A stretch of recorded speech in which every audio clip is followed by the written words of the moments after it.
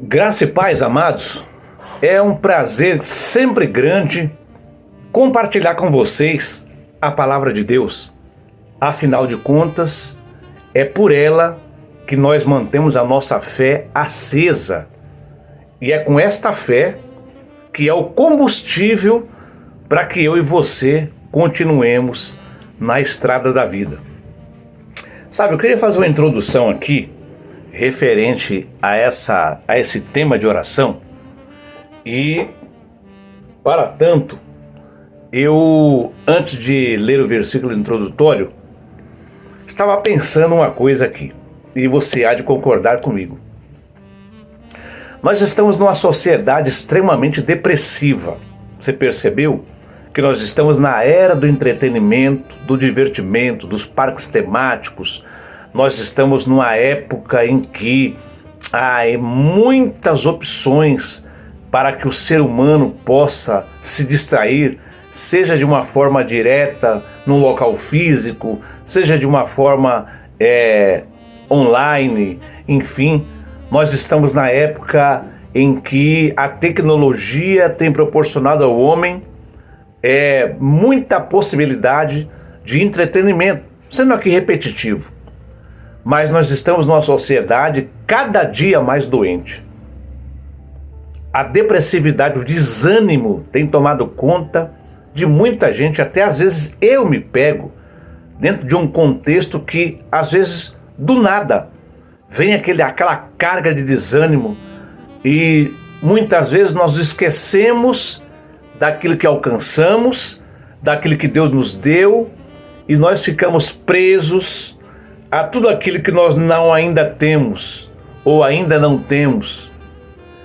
E, na verdade, o ser humano ele nunca está satisfeito plenamente. É uma coisa que é quase que inexplicável. Apesar de nós, cristãos, termos a nossa fé, sabermos que nós temos um Deus que tudo pode, mas algumas vezes nós não alcançamos aquilo que Ele poderia nos proporcionar. E boa parte dessas vezes a culpa é nossa. A outra parte é um plano de Deus, que Ele tem o seu tempo para agir, mas parte significativa do que não recebemos, não temos, não somos, não chegamos, é nossa. Na verdade, nós estamos desanimados. A gente vai deitar a cabeça, fica trabalhando, aqui é o nosso campo de batalha. E o tema de hoje, ele chama-se a oração na fé. Muitas vezes nós estamos orando meio que para cumprir tabela, mas sem fé. Orando porque, quem sabe dá certo. Quem sabe Deus pode fazer. Quem sabe Ele vai fazer. Mas nós temos um versículo aqui que está em Tiago, capítulo 1, versículos 6 e 7, que ele diz o seguinte: de fato, sem fé é impossível agradar a Deus, porque aquele que se aproxima, desculpe, tá? Eu errei a referência bíblica. Na verdade, isso aqui está em Hebreus, tá? É que eu separei aqui, fiz um rabisco de Tiago, mas esse versículo aí está em Hebreus, capítulo 11, versículo 6.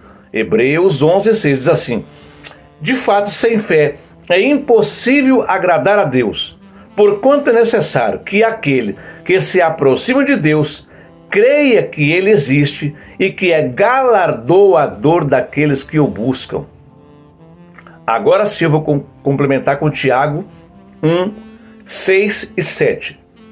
Peça-a, porém, com fé, em nada duvidando, pois o que duvida é semelhante à onda do mar, impelida e agitada pelo vento.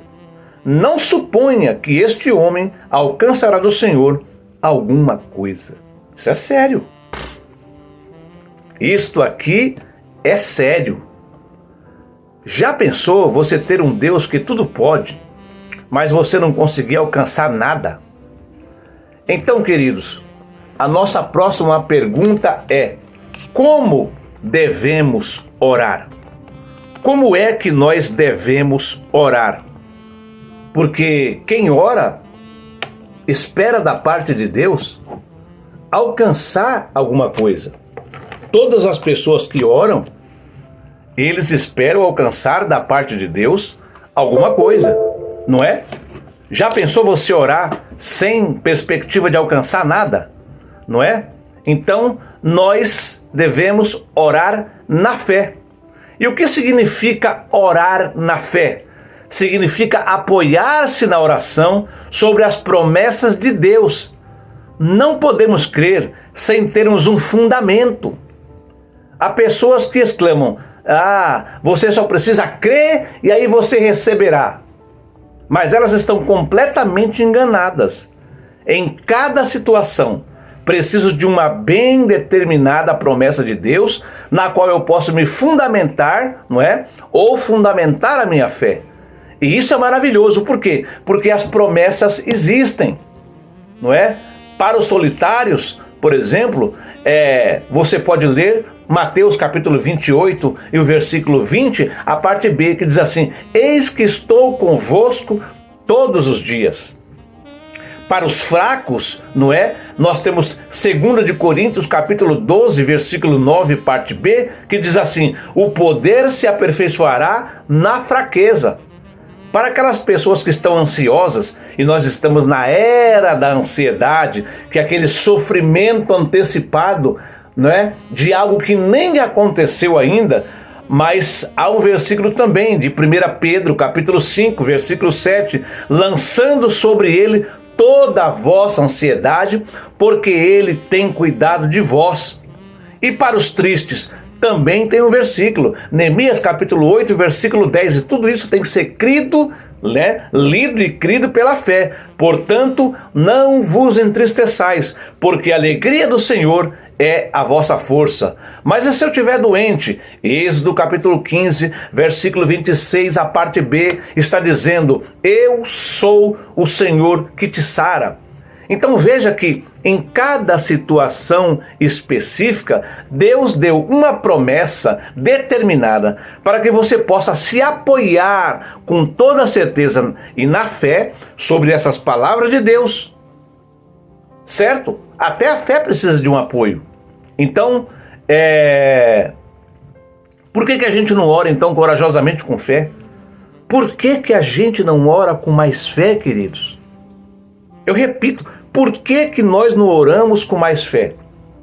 Não é? Eu acabei de ler que sem fé é impossível agradar a Deus. Então a tua luta, não é? É que a promessa de Deus se contradiz naquilo que você sente. Porque muitas vezes nós estamos estribados em nosso sentimento, não é? Aí a gente começa a se prender por aquilo que é visível, pelos seus recursos, pelas amizades que você tem, as amizades, pelas influências que alguém pode te dar, mas você tem que se deixar determinar pelo invisível. A incredulidade crê o que vê, a fé vê o que crê. Na fé vemos o poderoso Senhor, na fé vemos como Ele age, na fé vemos as torrentes de bênção que Ele quer derramar. Na fé, vemos milhares de pecadores que se arrependem. Na oração, na fé, nós aceitamos as suas promessas como verdadeiras, ainda que não vemos a realização. João testemunha, lá em 1 de João, capítulo 3, e o versículo 22, e aquilo que pedimos, dele receberemos, porque guardamos os seus mandamentos e fazemos diante dele o que lhe é agradável. Olha um segredo aí. Primeiro, guardar os mandamentos. O que é guardar os mandamentos? É você entender os mandamentos, é você compreender a vontade de Deus e é atender a vontade de Deus. Certo? A fé transpõe aço e rocha e compreende o Todo-Poderoso, Filho de Deus. Meu querido irmão, minha querida irmã, começa a se apoiar na oração sobre as promessas de Deus e você vai experimentar milagre. Naturalmente isso é contra a nossa lógica humana e o nosso raciocínio, porque nós queremos compreender todas as coisas, quando muitas vezes aquilo que Deus vai fazer é incompreensivelmente humana. Deus destruiu a sabedoria do homem. Deus não age, na maioria das vezes, logicamente. Com ele, você deve se tornar como uma criança. Você deve poder exclamar com Isaías: que direi? Como prometeu, assim me fez. Está lá em Isaías 38:15. Então, Deus é maravilhoso. Ele espera que você utilize as suas promessas na oração, na fé. E mais, como é que nós devemos orar? Parece até que eu estou sendo repetitivo, mas é com perseverança. Gente, nós desistimos muito fácil. Às vezes nós estamos esperando alguma coisa da parte de Deus há tanto tempo. Os anos vão passando, os meses vão passando, os dias vão passando, as semanas vão passando. E nós ficamos pensativos e parece que o nosso sonho vai se desfazendo. Alguns de nós já desistiu daquele propósito. Alguns de nós já desistiu de orar por aquela causa. E você acha que está demorando. Para você não tem mais jeito. Mas um dos segredos é a perseverança. A Bíblia diz em Romanos capítulo 12, o versículo 12, a parte V: sede na oração perseverantes. Aqui percebe-se quais orações são sentimentais. E a questão é que nós colocamos o nosso sentimento, deixamos a fé de lado e nós desistimos. Deus prova a nossa fé quando justamente Ele não responde imediatamente à nossa oração. Muitos pedem as maiores bênçãos porque desiste e para de orar exatamente antes do Senhor responder. Por quê? Porque frequentemente vemos no objeto da oração exatamente o contrário daquilo que nós pedimos. Por exemplo, quando você ora pela salvação do seu filho, do seu marido, da sua mulher, você verá frequentemente que eles se afastam mais do Senhor. Aí você diz assim: mas parece que quanto mais eu oro, mais fica pior. Quanto mais eu oro, parece que mais tribulação. Já percebeu isso? Não é? Satanás age com interesse especial em pessoas pelas quais você está orando. Ele vai saber que você está orando e ele vai procurar influenciar malignamente e atingir duramente aquela pessoa para que você desista da sua oração. Ele sabe que cedo ou tarde o Senhor vai responder às orações. Então não desanime. Persevera, mesmo que você veja o contrário daquilo que está pedindo, pois exatamente então você tem a garantia da resposta à oração. Não pare, não pare, seja um guerreiro de oração.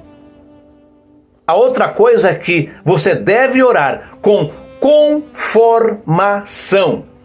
Se não conheces a vontade de Deus em algum assunto, então ora de todo o coração, com perseverança, mas com conformação. Quando Davi, ele perdeu um filho por causa do seu pecado, você lembra disso, não é? Você lembra que ele engravidou Batseba num ato de adultério, não é? Mandou matar o marido dela lá na guerra, deu uma carta na mão do próprio Urias para levar para Joabe, e na mão dele estava a sentença de morte, e ele foi ferido e morto lá na guerra. E Batseba engravidou de Davi. Aquele menino ficou gravemente enfermo. E se você lê em 2 Samuel, capítulo 12, versículo 16, Davi nunca orou como antes. Não é? Está dizendo que ele, o Davi, ele buscou, né, a Deus pela criança. Ele jejuou. Ele passou a noite prostrado em terra. Os servos de Davi, eles temiam informar que a criança já estava morta. Entendendo, porém, Davi que a criança estava morta, ele se levantou da terra, se lavou, ungiu, mudou as vestes, entrou na casa do Senhor e adorou. Davi estava conformado com a vontade de Deus, porque sabia, isto deve cooperar para o meu bem. Filho de Deus aflito, meu querido irmão que ouve essa mensagem e que nesta hora pode ser que esteja vivendo uma das maiores batalhas da sua vida. Pode ser que você que me ouve agora esteja vivendo um momento muito ruim, muito difícil para você. Pode ser que nesta hora você esteja desolado, sem saber a quem pedir socorro, humanamente falando. Não é? Quando você é atingido por uma desgraça, então você ora com conformação, pois você acha que é mais importante, não é? Que Deus se afaste de você, ou que Deus deixe você a si mesmo, ou que Deus afaste a aflição de ti. Mas veja, Deus ele quer te ensinar alguma coisa quando ele não responde de imediato, quando ele demora para responder, não é? O que é essa conformação? Calma, estou explicando ainda. Ora com conformação, o que é isso? Romanos 8:28 também vale, não é? Porque a vontade de Deus é que você ore pela fé. A vontade de Deus é que você persevere na oração. A vontade de Deus é que você não perca mais tempo e te disponhas para Ele na luta da oração, orando segundo a sua vontade. O que é conformação? Vai ter hora que Deus ele vai responder de uma outra forma que você não esperava. Vai ter hora que Deus vai ter que preparar você primeiro para que você receba a bênção. Você quer receber agora imediato, já, é urgente, Senhor, eu não posso esperar mais. Mas você muitas vezes não está preparado para receber a bênção de Deus como ela deve vir. Às vezes falta um pouco de maturidade, porque você não vai saber lidar com a bênção. Às vezes Deus quer quebrar um pouco do seu orgulho, porque você está sendo afrontado por alguém. Se você receber a bênção agora, você vai levantar cheio de arrogância e prepotência e vai para cima do outro para mostrar que você foi abençoado, que você ganhou, que você venceu. Então Deus quer primeiro tratar você, tratar da sua alma, do seu orgulho, da sua arrogância, da sua prepotência, para quando você receber a vitória, você tenha a humildade de reconhecer que foi Deus quem fez e se calar. Então se conforme com a forma Deus está trabalhando na sua vida. Não é isso? Se conforme e você vai ver uma grande vitória vindo sobre a sua vida. Mas nunca perca a fé. Nunca perca a fé, meu querido irmão. Não deixe ela arrefecer. Continue, não é, nos pés do Senhor. Continue crendo no Deus que você serve e que você pregou tantas e muitas vezes. Porque crendo no Deus que você serve, e Ele é maior do que qualquer problema, eu tenho certeza que no tempo Kairós, que é o tempo de Deus, a bênção vai chegar na sua porta e nas suas mãos. Deus te abençoe, um grande abraço, e eu espero que esta mensagem edifique a sua vida e que você possa compartilhar com outras pessoas que também precisam alcançar a bênção de Deus. Um abraço, Deus abençoe.